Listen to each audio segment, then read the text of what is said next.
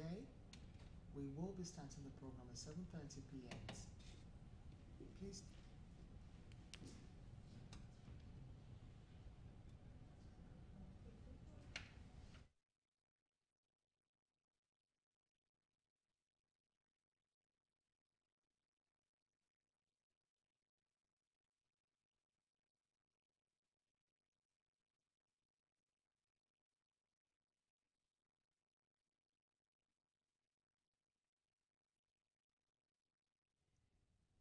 Good evening. Welcome to Facts of Life with Abolitious, where the truth is being told the way it is.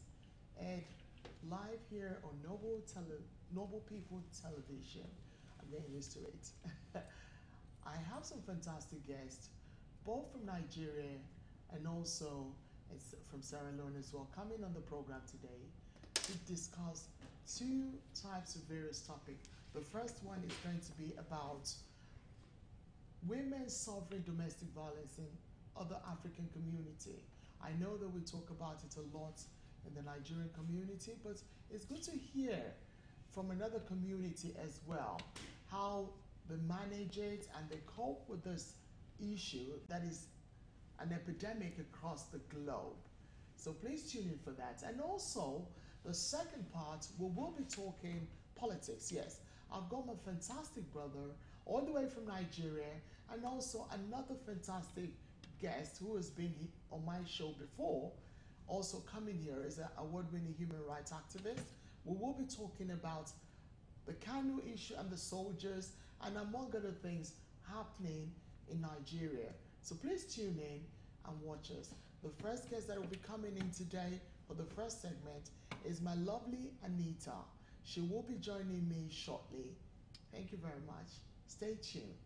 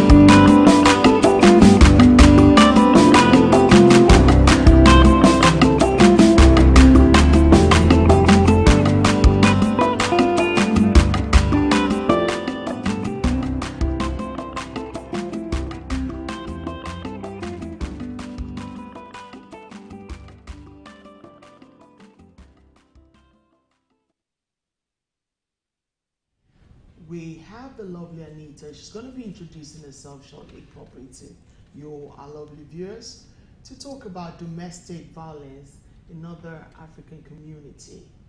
Please, Anita. speak to our lovely guests that are watching you live to let them know what you do, who you are, and why you're here. My name is Anita Kuruma. I'm from Sierra Leone, but based in the UK, working internationally as well. I'm a child's rights activist, girls, women, and FGM activist as well. My work in England, I am a social worker by profession, but looking at development work critically in inside and outside the UK, especially African Sierra Leone. Oh, fantastic. So, how have you been finding it? Because I know the topic we're going to be talking about today is close to home. It's something that is happening across the globe, not just in Africa, but in other various countries as well. Domestic violence with women, because we talked about the men domestic violence. We've spoken about the children, which you guys are going to watch very soon. And now the women, how are you able to cope with it as well? Because there's a lot of epidemic happening around the world. So your role as a human rights activist and someone who has an organization who deals with this, and also because of the FGM, which also some of these girls suffer from domestic violence if they refuse to have themselves, in that situation. So I want you to talk to our live viewers to let them know. Well, it is a broader literally term when we talk about domestic violence and violence in general. When you look at the definition of violence according to the United Nations Convention on the Rights of the Child, Rights of Women, according to the African chapter as well for women, there is a whole lot of violence being spelled out. Sometimes we just think like physical violence. It can be emotional violence. It can be financial violence, wherein husband can take, men can extort money from women just like that. And you look at it emotionally, they are drained down. You can use your mouth, not only by hitting them, or by bringing them down, making them to feel they're nothing, but at the same time, you think, oh, you can just use them. They don't know, and you call it love, which is not. For me, it's a whole lot of issues around it. From the patriarchy society being set up around us to believe that men are the most powerful people, that whatever they're doing is right, but women are sometimes they're weaker vessels. So I do challenge them in that. I always challenge them to say that we are the most powerful beings ever created in the world. Because if I carry you for 9 months, I looked at you, raise you up to become the man you are. What makes me a weaker vessel? There is that power that the patriarchy society is looking at, saying, oh, women should not do this, women should not do that, women should subject women. But we're the most powerful being ever been created on earth. So for me, with that, it's not challenging, but I'm looking at it, if only we can live humanly. The issue about human rights around things, when you look at rights, it's not about you having 50, I'm having 50. It's about respecting mutual understanding between me and you. Exactly. So even in the home, as a husband and wife, you need to understand each other. You need to know what I like, what I don't like. We need to come together, we talk together, we understand ourselves, we know our responsibility, and that will make it better and much, much easier for us. But for sometimes, some men feel intimidated if women are giant in financially, or they're just like outstanding women. They feel threatened by them, so they want to bring them down for them to understand, oh, I'm the man in this house, I can make it, I have the last thing, you have nothing to tell me. It's not that all about men and women. It's about mutual understanding, it's about respecting. Sorry to, because we're enjoying this. Do you, from your perspective, your country, your culture, talking to the viewers, how do you guys deal with the issue in the community? Sierra Leone community, because we have various, in the Nigerian community, a lot of people are beginning to talk about it. They're beginning to come out to let people know that what is wrong is wrong. Initially, there was a lot of silence, but now it is something that is now very vocal. People are, campaigning about it. you know, there's a lot of laws being implemented now in the House of Parliament. I mean, also in the Nigerian House of Assembly and stuff like that. So tell me, how do you guys, you know, how is this happening in your end? Nothing different. Internationally, working around women, I know about the issues as a social worker around in the UK, out there in Africa. I've been to different countries, not only in Sierra Leone. It's the same way people think about it. It's about the patriarchy society telling you there is no way women can stand up. Women just believe, some like back home, if a man cannot hit me, if you give me some nasty beat, they look at it as not like love. Others think, oh, if you can just come and hit me, it's fine, but it's okay.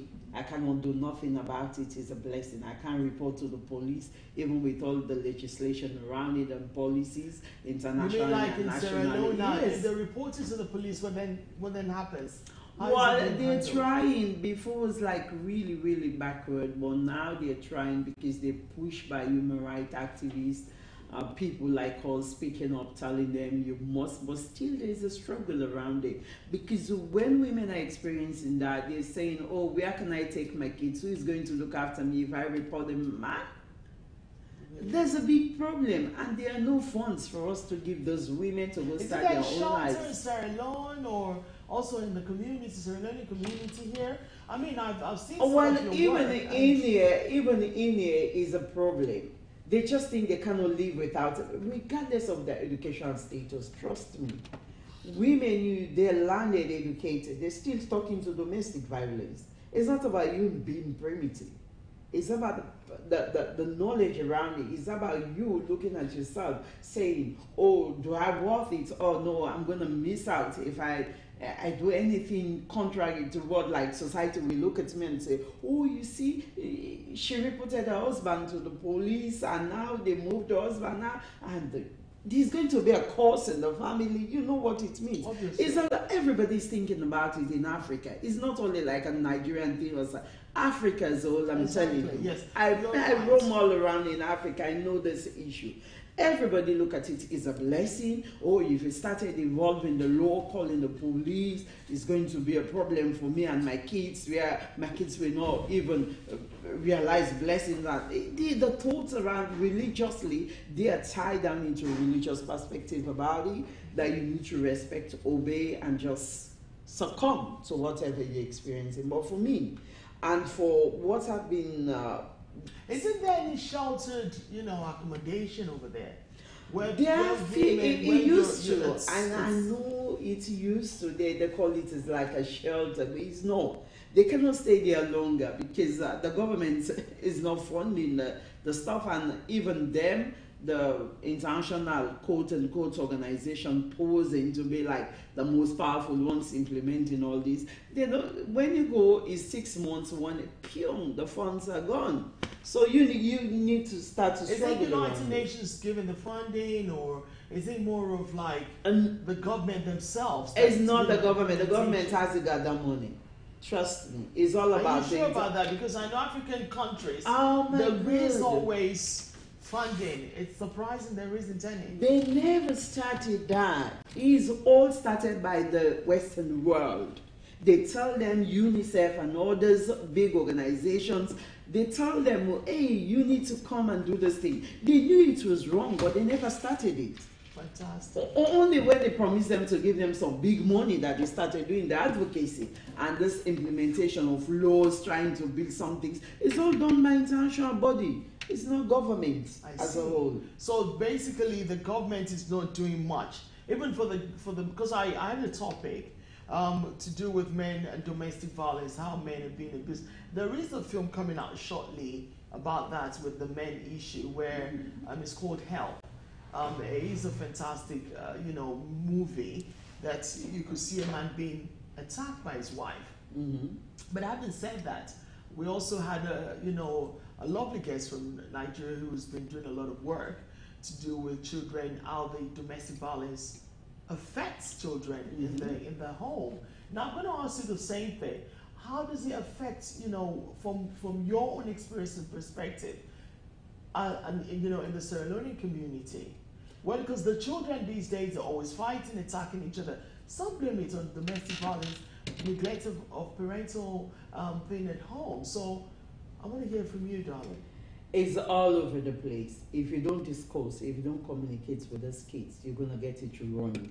And out there, for me, what I've been doing, even in Sierra Leone, now working there for 7 years back and forth in the UK, kids will have issues seeing their mom and dad having problems. They come tell me, let me go talk to them, because it's affecting them educational wise, emotionally. They cannot think straight. They prefer staying out of school. Like from school they go to their friends, they're afraid to go home. And for the parents out there, they don't even understand what they're doing around their kids until when they started giving like different behaviors, having some issues, and still they wouldn't understand until somebody told them. For me, I've done a whole lot of mediation with families. Okay. It's just so whenever you travel to Sierra Leone with your NGO, because you need to let our viewers know, because we do have Sierra Leonean audience on Facts of Life with Abolitious and Noble People Television as well watching. So tell me, how were they able to communicate with you? What is the contact details of your NGO in Sierra Leone? How they can get to you? We are Girl Child Network Sierra Leone. It's a Girl Child Network worldwide initiative wherein everybody can just volunteer. If you want to start with your passion and money, go start something in your country. So we are Girl Child Network Sierra Leone. If you want to contact us, you just go to the website. We have our emails there, our address is telephone number. Our head office is based in Freetown, but we have regional and sub office in other big towns in Sierra Leone. Okay. So you can contact us if you want to know more about our work. You can go to www.jcmsierraleone.org. Any more, like, say for instance, what role or more role would you like the government of Sierra Leone to play with regarding domestic violence? It affects from the man to the woman, from the woman to the man, and children. Because the thing is, like you rightly said, if they're not funded, it's difficult. But at the same time, how are they going to curb this issue in Africa? Well, basically, what I believe, who feels it knows it. There is no way somebody will come outside your house to tell you how to rule your house. It's not going to be effective, and that's so you mean it's a cultural thing. And that has been the issue in African people. Yes. It's not only in African leadership. They're waiting for the Westerners. They are controlled by them to tell them this is what you need to do. They're always waiting for money, for them to come and tell them what to do, and it's not effective. For us in Sierra Leone, do you know how many women death by domestic violence? And you cannot even imagine what the government is doing about it. And yes, they're in prison, they this, but the next minute you see them walking out there freely. Nobody cares about it anymore. Because you have the bribing, the corruption. If it was a person in the high society who's been beating his wife, they let them get away with murder. Yeah. So there's a whole lot of death out there if you're talking about it, because everybody is waiting for the Western world international donors to give them money. Trust me, I've been working for 7 years. It's my life, my time, my passion I put into what I'm doing. Nobody has ever funded me for 2-3 years saying, look at this big money, go do this work. But every day I go beg and do my work, because this is my passion. I want to see change in a generation. So it's up to us, Africa. We can do it, we can change it. But probably like you, the Nigerians, you are I don't want to say some, you're generous, you can give, you can help yourself. Isn't that but for us, like in Sierra Leone, because I have a lot of, like yourself, you're my friend, and other, Sierra Leonean friends, I keep asking the same question that I always ask them. That, because I was at Karen Sorrow. Her husband owes Nollywood, by the way. She's my childhood friend, and there was this issue we're talking about quite a while ago pertaining to, the way things are being done in Sierra Leone. It's not as effective as in Nigeria, bearing in mind. But I believe other African countries are beginning to wake up about this. What do you think? Well, to wake up about this is about us believing that my 5p is going to make a difference. Let me just look at actual organization, real organization doing a real work for people and achieving that. I need to support that. It's not happening in our community. Trust me, everybody just feel I'm a leader, I want to go do this. Even if, and now my advocacy around them saying that, hey, if you want to go start new thing, there's something existing already. Why can't you go join them? If you're really genuine about Africans. it. Everybody just want to be a leader, and we're not all leaders. You need to allow people to why do you think that is though? That people don't want to help one another. You believe I have to, take an advantage of whoever you're with, thinking that that person is stupid, or you want that person to be underneath you, intimidating and stuff. So the reason why this issue occurs all the time, why is that though? What do you think? For me, I know everybody's self-centered, selfish. Self-centeredness is about the mimic, the narcissism around. Everybody just think about themselves. The Western world is not like that. Say again. I said the Western world is not like that. Where they are, but they are like walking in a team. Among themselves. Well, that's it. There's among themselves, there is hierarchy. Amongst themselves, they believe all of us cannot be leaders. If you're doing something good, all of them will come support you. And even good, they can make you to become who they want you to. Exactly. But for us, it's the pulling down syndrome. Everybody thinks, I want to do it, you cannot do it. And they don't know, and most of them, they don't even have it. I tell people every day, if you want to do something, just sit down there and say, ask yourself, do I have what it takes for me to do what I want to do? That's the big question. Figure it out. Sit down there, reflect, think. It's a critical thinking thing. And if you take it all by yourself, you're going to fall down. But if you take it by your passion, if you take it by your vision, your mission, if you take it by your selflessness, then you will go on and go on. You will never get tired. And there you can get positive results. Which I think, you're right. And I think this is something that we need to start, educating people for, creating the awareness, letting people know that, at the end of the day, there's no point in taking advantage of your fellow person or trying to be at the top. So that means that, being the leader, you cannot all be leaders. You must learn to accommodate one another. And I believe, from your work, a fantastic work, you're doing, I've seen all your work and everything, it's brilliant. But I know you have challenges, like you rightly said, the government is not doing anything, and you've been doing it for 7 years. Those coming up that want to do it, what's your advice to them? How are you going to encourage them? How are you going to say to them, you know what, this is the step that you need to take? Because creating an umbrella NGO, do you guys have that in Sierra Leone? Well, you can tell them the reality. For me, most of them will come. Oh, Anita, I want to go do something like this. Can you please mentor me and everything? I say, hey, look, if you're not called to do this work, you're not going to get it right. Yes. So I don't even try it. You just want to be like me? No, I want to be me. And this is me. This is what I'm made for. The success you think I'm achieving, it's just like a mini me.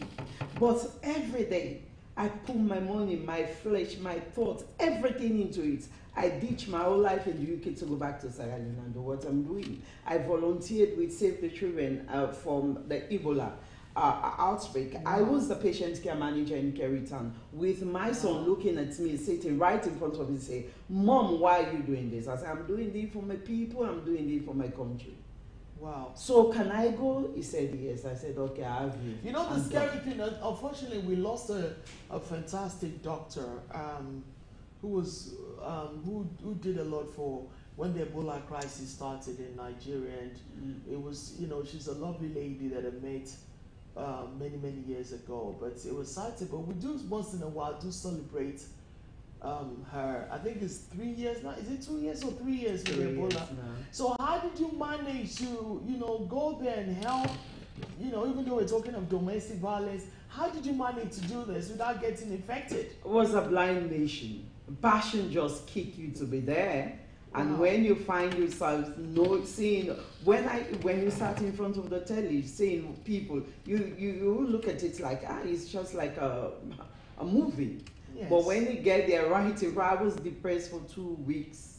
I couldn't believe being on the front line. I was in charge of admission, discharges, burial, community health. You know what it means? Mm-hmm. So I'm always like, I couldn't believe the first 2 weeks. I said, you think people are just dying like this? No, it's not me.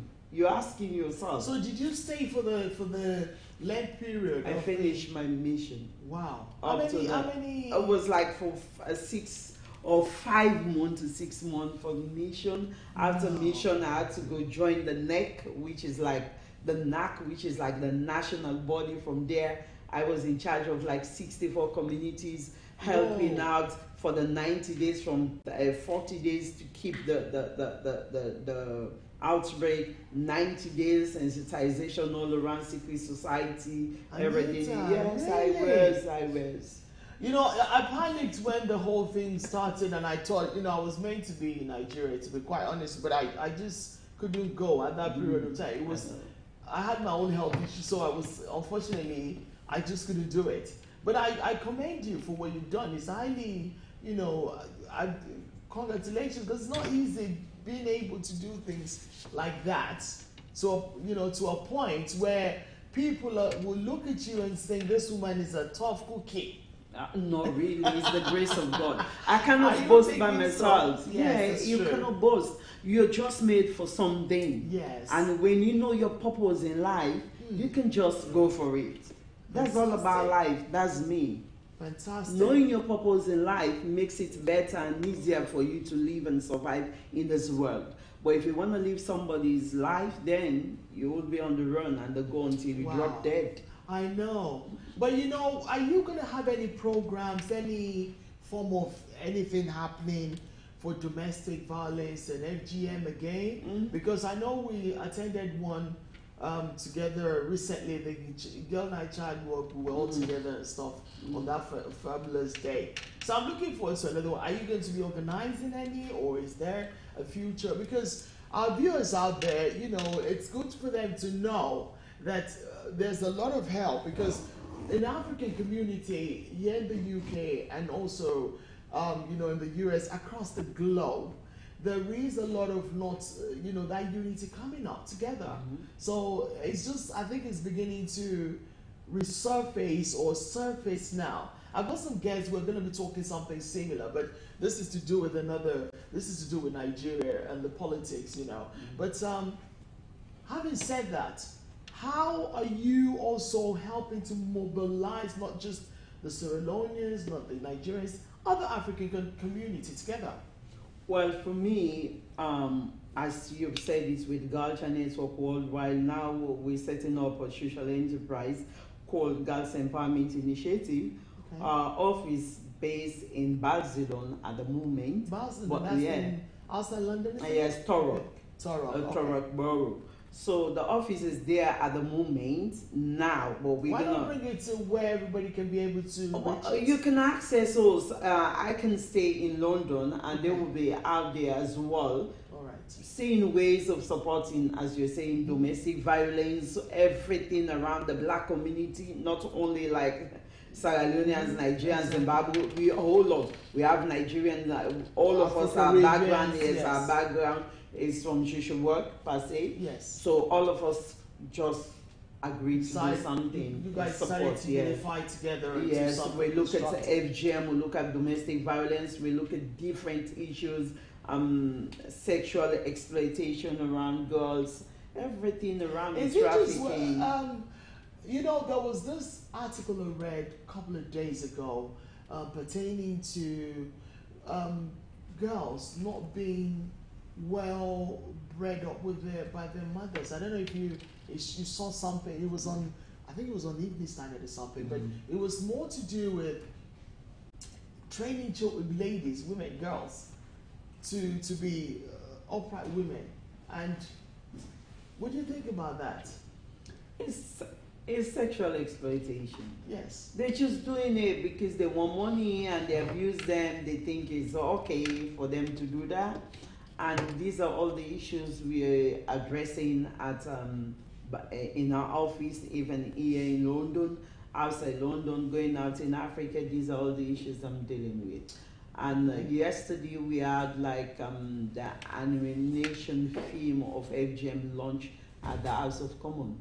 Okay. With this experts. Yes, I saw that with yes, Alimatu. RNS, I don't know if you know Alimatu. Mm. Hi Alimatu. She's a very good friend of mine. She was on my show as well, and I know she's also an award winner like yourself who has done a lot for FGM. And so you guys had a little network pertaining. I saw the invites. I'm sorry I couldn't make it, but. Anyway, there's another one coming up where very soon, and I'm sure we'll all meet up again in the House of Parliament to talk about it and stuff. But Anita, honestly, it's always fantastic seeing you because your passion is overwhelming, absolutely fantastic. And I'm so proud of you, especially when I see my African women, passionately doing something constructive in the society.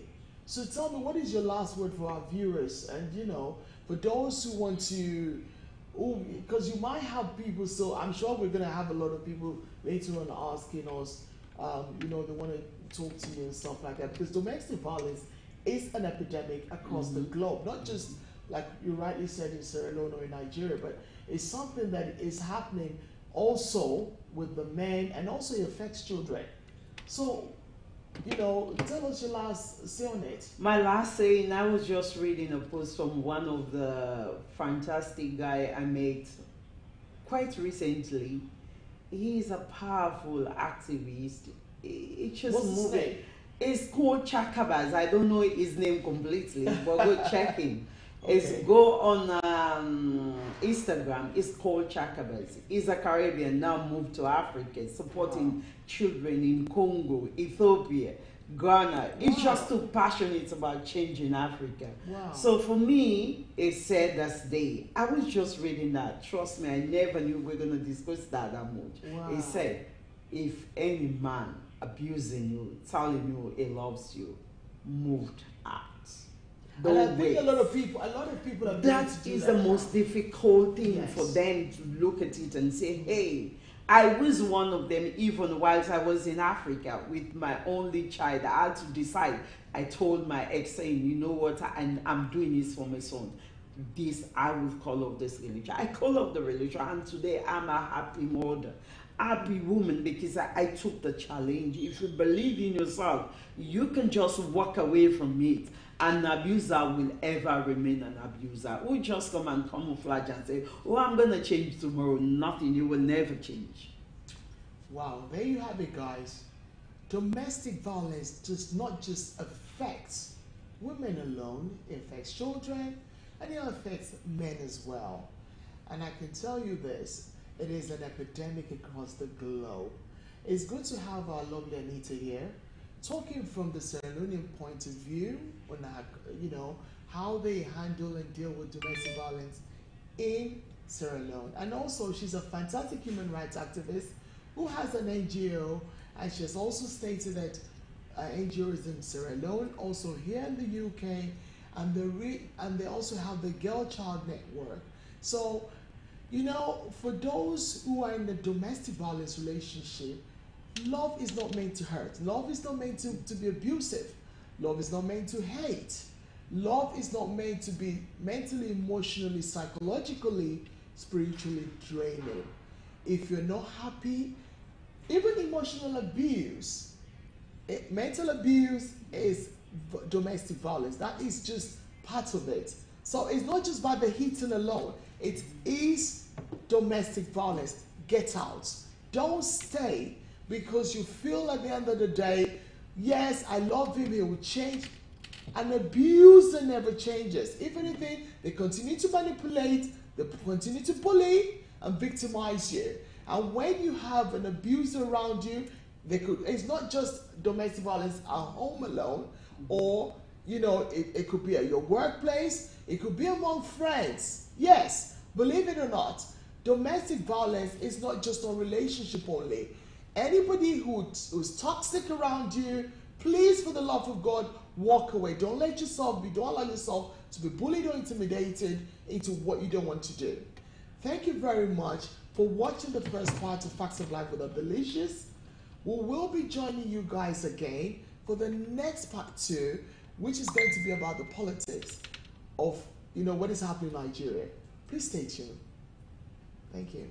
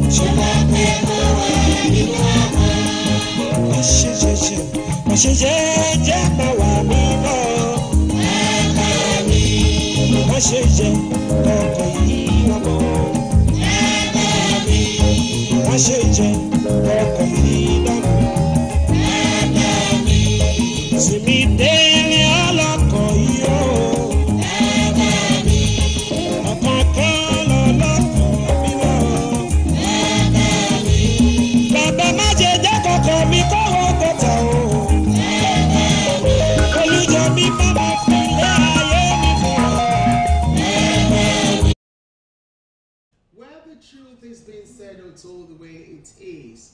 Thank you very much to our lovely Anita who's just left, who is a fantastic human rights activist from Sierra Leone, who spoke with us earlier on regarding, domestic violence, how it affects women in Sierra Leone.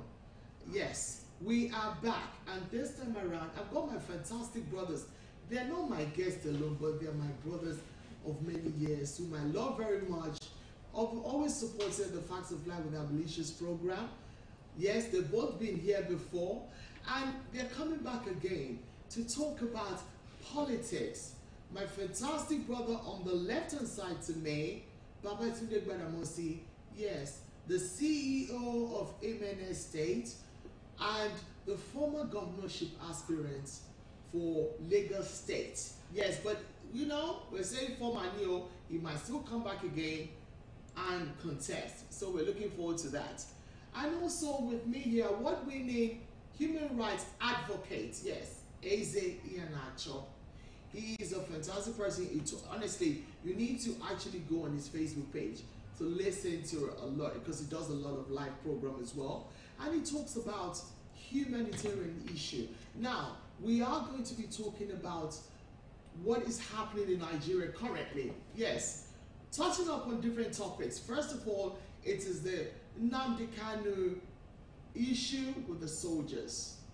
And I believe my lovely gentlemen, they're going to, give themselves a little bit. For those of you who are just tuning in for the first time, watching the program, you would know a little bit about them. So I'm going to start with my lovely Babatunde. Yes, Governor of Lagos State to be. That's my Well, Abby, it's nice to be on your program. Thank you. Obviously, we've come a long way. Oh yes, we have. Many years. Yes. And talking about the issue of the day in Nigerian politics, it's quite sad to see that this is the road less traveled that we've chosen. Unfortunately, things are panning out in ways that quite a few of us actually predicted they would. Yes. And it's sad to be able to predict exactly what's going to happen, knowing that it's going to be quite horrible. And then watching people insist on traveling that same famished road to the point where we are today. The issue of agitation for self-determination is one that is recognized by the United Nations Charter, such that you have similar agitation, albeit, it must be said, a lot more civil in Scotland, in Spain, and throughout history, especially recent history, in the last 2-3 decades, we've had similar agitations across continents, and several hitherto unwieldy countries have found themselves balkanized into much smaller, much more agile, much more prosperous, must be said also, units. The USSR is the best example of that. After Perestroika came Glasnost, and before we knew what was happening, the behemoth that used to be the USSR had broken up into its component states. Yugoslavia is another example, where the Serbians, the ethnic Serbians, insisted that the country had to stay together at all costs and by all means, and that their unity was non-negotiable. That language sounds very familiar today because we hear it all the time in Nigeria, that the unity of Yugoslavia was not negotiable. Militias began to roam the countryside, killing people, and we're having that in Nigeria right now. We know that there's a militia from a particular ethnic group going around killing people across the country, instigating a climate of fear and terror. And it looks to me as if the authorities are very, very reluctant to do anything about this particular militia. In fact, there seems to be tacit support. I believe that there is a panel of inquiry set up by the Vice President whilst he was acting president to look into the herdsmen and farmer clashes, particularly in the Benin area. And some of the witnesses that have given testimony at this panel have made allegations, very serious allegations, about the Nigerian army and its conduct as regards the Fulani attacks. Let there be no doubt in anybody's mind that it is in fact Fulani. Call them cattle rearers, call them terrorists, call them foreigners from Niger and Mali, as some northern governors did about a year ago or so. Whatever country they're from, there is no argument as to who they are and what ethnic group they belong to. The governor of Kaduna State once famously said that he paid some of them to stop killing in his state. I'll never forget that, and I think that that's a day that will live in infamy in the history of Nigeria. Okay. That said, Yes. today we're faced with the horrible situation in the southeast, where the military have gone ostensibly to show force. I don't know who to. I would have thought that the more important, the more pressing issue today is the issue of Boko Haram entering military barracks at will, killing soldiers, killing policemen, abducting police women. That was denied initially until Shekau came out with this video showing ladies he alleged were police women that he abducted. I think that that's our priority right now. External aggression, aggression that spans 3 countries, from an amorphous organization seeking to, militarily slice off a bit of Nigeria in the northeast and control it, run it as a government. They did that in the past when we were not getting any help from our international partners, until the Jonathan administration was able to get weapons from other friendly countries that saw the near defeat of Boko Haram until just before the elections. So we now have this situation on our hands in the southeast, and the army are not to be proud of right now. I'm going to interrupt you a little bit because we'll come back to that. But I wanted AZ to chip in, say a little bit about yourself, and also what you think about this Nnamdi Kanu and the soldiers saga that's currently happening, because I know you did a live video on it. Yes.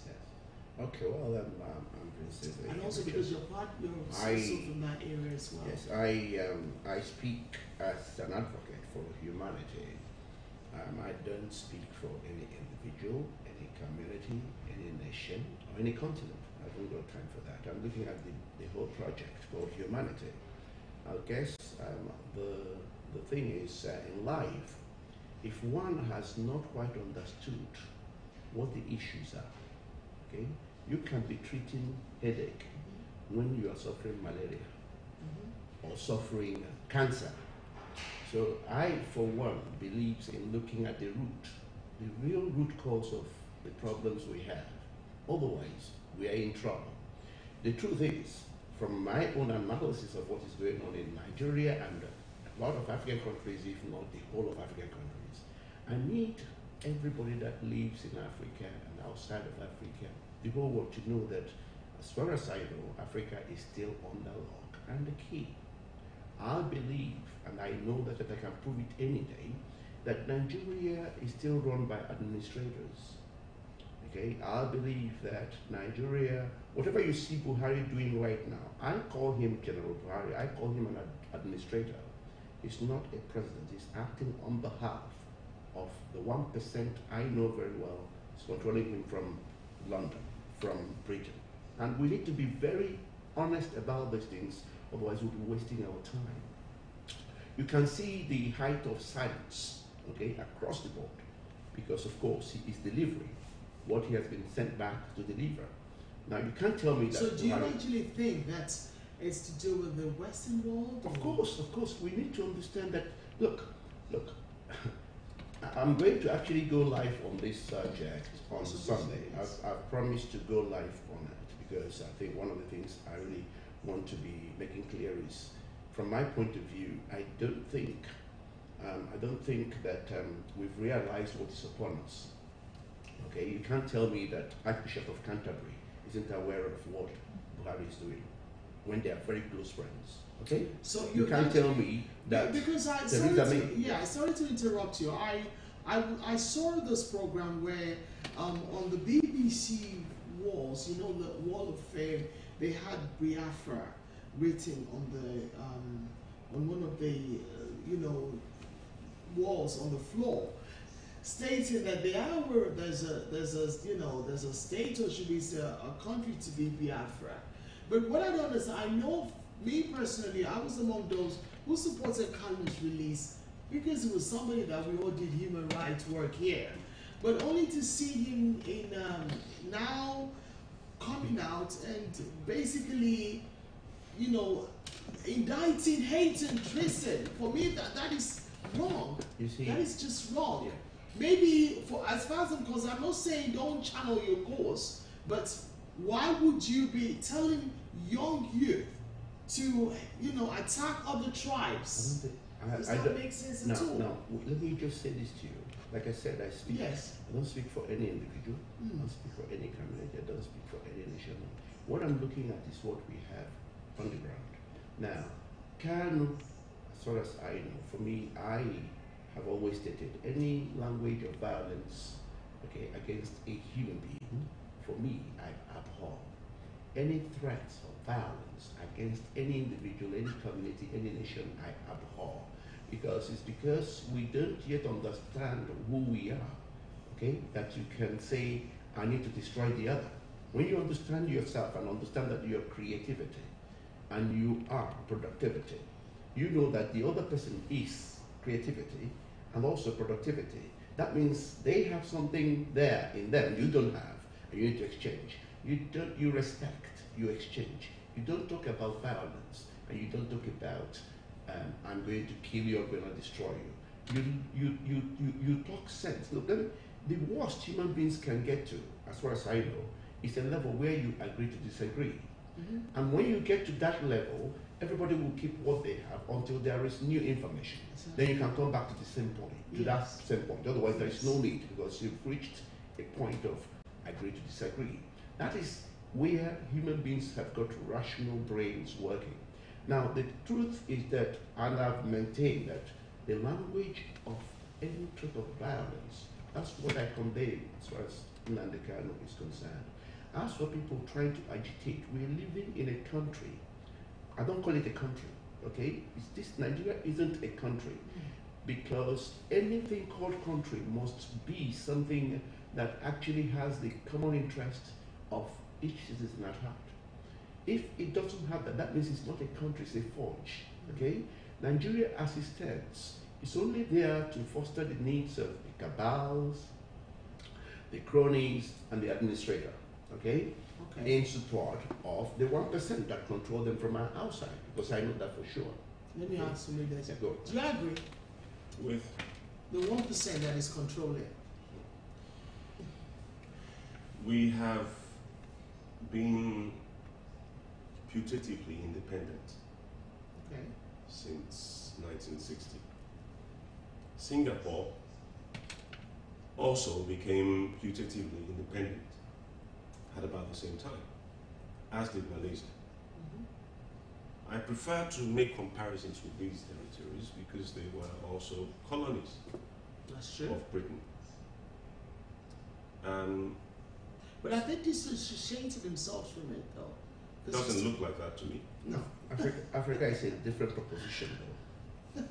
Well, Carry on. the thing to remember, though, is that Nigeria was the richest territory. under British administration. It was the richest colony they ever had. Okay. Everything that drove industrialization in the 19th century Yeah, that's true. came from the territories now known as Nigeria. Do the amalgamation time. It would be, it is inevitable that there would be more than a passing British interest in Nigeria. It's inevitable. However, it's down to the people of that territory to redefine themselves, as the Singaporeans have done, as the Malaysians have done, you know, to their credit, I must say. Unfortunately for us, we've been led, we've had the misfortune of having had serious internal fracas, I'd like to call it that, especially since 1963. This started with the intervention because that's a point I personally identify as where Nigeria began to go wrong. So is that with the north, south, east, west, or it began when one just particular region decided that they wanted to interfere in the internal affairs of another region and which region is that? supplant the legitimate government with a crony. Well, cronyism and nepotism, all those things they're already in politics anyway. Well, yes, but Because it doesn't quite need to be as blatant, as crude and uncouth as Yes. it is in Nigeria, unfortunately. You know, there is cronyism in American politics. Mhm. There's cronyism in British politics. Of course.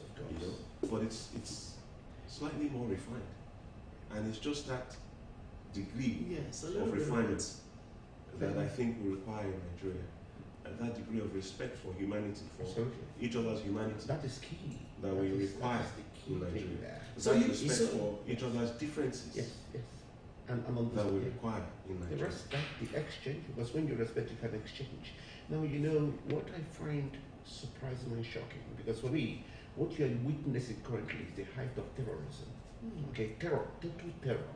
Okay, and I feel that this is why. I mean, I feel so depressed because I'm looking at Buhari, who has just shaken hand with death.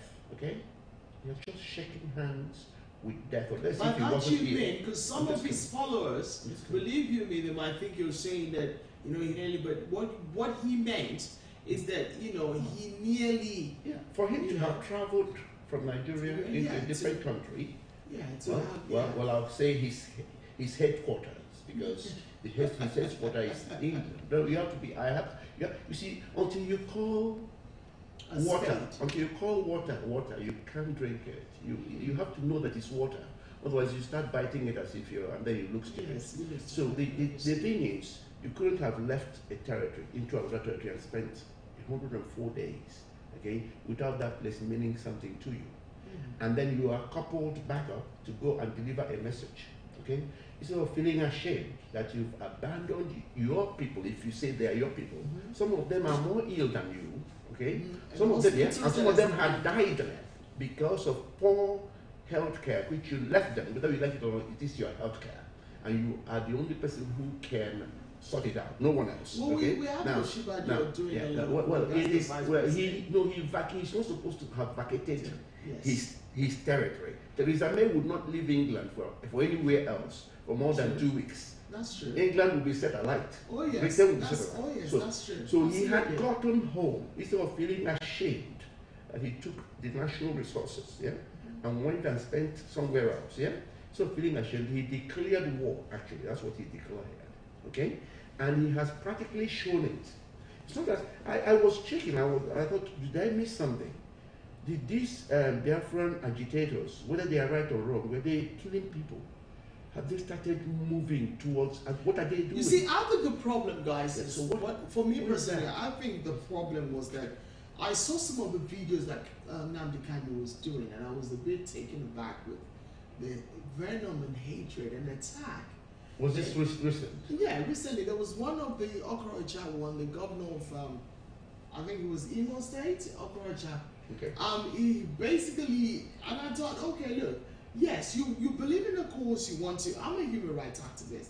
I do this. We've been doing this for many years, you and I. And we know what it entails, that if you're going to ask, you want something done, there's a way and a constructive manner to do it. But when you start indicting Tristan, you're looking for trouble. Well, no, but if it is Nnamdi Kanu, you see, for me, okay, if Nigeria was functional, okay, from what I heard during the time he was given bail, okay, I was surprised that they didn't arrest him, because the bail conditions I saw, okay, were such that he couldn't even take pictures with more than 9 or 10 people. Okay, that's what I saw. Exactly, that's what I saw as well. So it tells you a lot about the place you call Nigeria. Because if the judicial system is this, it's almost a joke. Yeah? So, okay, if it is about Nnamdi Kanu, okay, hello, if you think he has done something illegal, yeah, anything illegal, you've got the police, you've got the court system. You can't now descend with the army. This is civilian regime, for Christ's sake. Even if it is military, okay, please, even if it is military, you can't just bring there should be rule of law. Yeah, you can't just bring the military out of the barracks, scaring children, killing people. But I saw a little bit of the video where some of the people were storming. No, why should they be there? No, what are they doing there? Do you know what it means to take the military into the streets? Do you understand what that means? Do we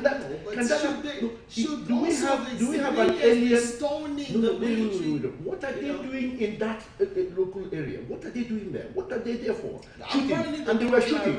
No, they were shooting. They were not supposed to be there. This is military. This is civilian regime. This guy is acting. In fact, I am actually going on air to highlight what I believe is psychosis, because I don't think this is rational. Yes, no, I'm not joking. I'm not joking. Right. Because look, if there is someone or people who are committing or have gone against the rule of law, there are, in fact, as far as I know, Nigerian police are still very armed, and there are millions of them. Okay? And this is what baffled me. You send the police to arrest them, bring them before the courts. Okay? If you think that Nnamdi Kanu has violated the court order or his bail conditions, you should have a process, a working process that brings him back to court. You can't release the military that are supposed to be protecting the citizens of Nigeria against itself. This is mental health, this is madness. And I'm asking, what are the so-called civilized people of this world? How come they've gone all silent? Where is the Archbishop of Canterbury? I know why I'm asking this question. Yeah. Where is the British politicians?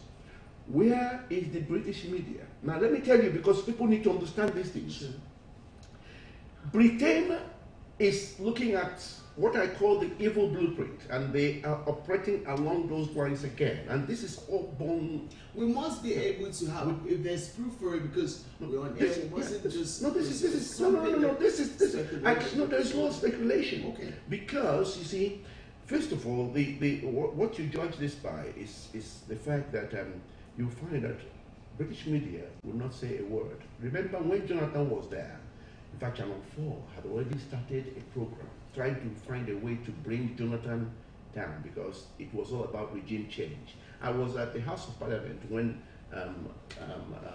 Channel 4 was giving us all the dissecting of what Jonathan is doing and crime against humanity and all the rest. Yeah. Now, bearing in mind that this is not about Jonathan. No, I'm just giving you an example. Yes. Right now, you know that this is not the first time Buhari had done this. Buhari had actually killed these Biafran protesters before. He's actually sent the army and they got shot. When was this? Recently? Oh yeah. Last year, I think. That was last year. The year that the time Nnamdi was arrested. You know, they had that sit-down protest, and they were in a field. He now sent the army, and about 7 to 11 people were shot dead. In fact, when Buhari was being interviewed by Al Jazeera, he was asked to watch that video. He said no. He didn't want to watch it. He refused to watch it. Yeah.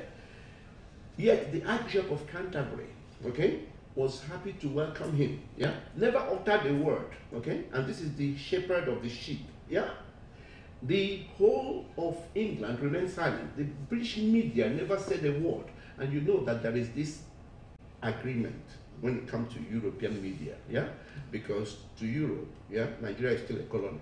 If British media had not reported anything, they will all go silent.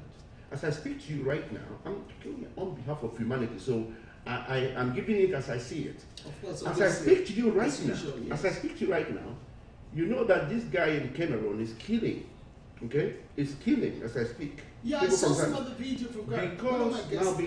Because French media, okay, hasn't said a word. You won't hear it reported around here or anywhere else because Cameroon is still okay colony of and that's why you have a lot of African leaders who stay there 12 years, 20 years, 30 years because they're in a park with their with their colonial masters. Okay, so we need to understand these things and understand that what Africa and Nigeria is experiencing is indirect colonization, which is worse than direct colonization, because with indirect one you have two oppressors and one you don't see. With direct one, at least you know who to hold responsible, and they will give you at least good roads, good hospital, good that, because they know they are solely responsible. In this instance, okay, you have two oppressors, okay? One is unseen, okay? And the pack is that the administrator will get... Okay, let me just ask this question because I want to ask this question. But this is actually the bottom. This is the bottom line. This is the root of our problem, we need to understand. It's always good having you today. You guys are right because you're very passionate about. This is what we do, human rights work.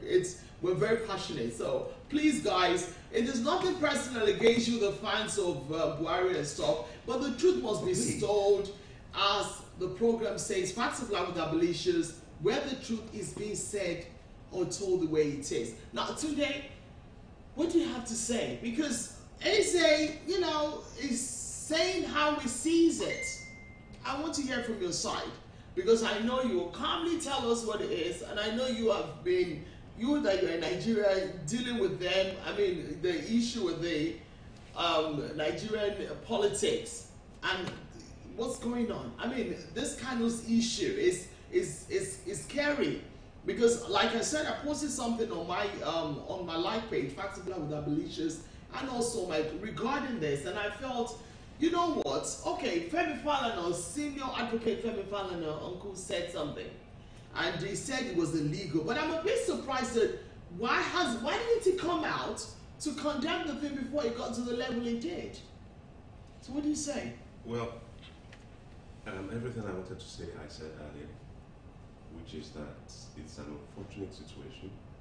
It should never have happened. Eze has highlighted my position on the matter, which is that there was bail that had been granted to Kanu by a court of law. That from the bail conditions, it was clear he was in violation of those bail conditions from the get-go. From day one, he was in violation. And if we were living in a country of laws, the court would have made a pronouncement. The federal government would have approached the court immediately and got a pronouncement revoking the bill, or demanding that Kanu be yanked into court again, perhaps to get a good talking to, a reminder that, look, you do this again, a slap on the wrist at least, even if not detention. So that didn't happen until the young man had managed to whip his supporters into a massive frenzy. It was unbelievable. I saw it and I thought, oh my goodness. And you got millions of people, crowding around him and making him into a mini god. Basically deifying him. Now, at the end of the day, it looks to me as if somebody somewhere wanted that deification to happen. Right, there you go. In order to get to where they want to. Somebody wanted that. What you're seeing here is a play acting. I told you there is something called an evil blueprint. Proceed, my son. Somebody somewhere perhaps wanted things to escalate to a specific level, where they would then be able to take certain actions and justify them based on the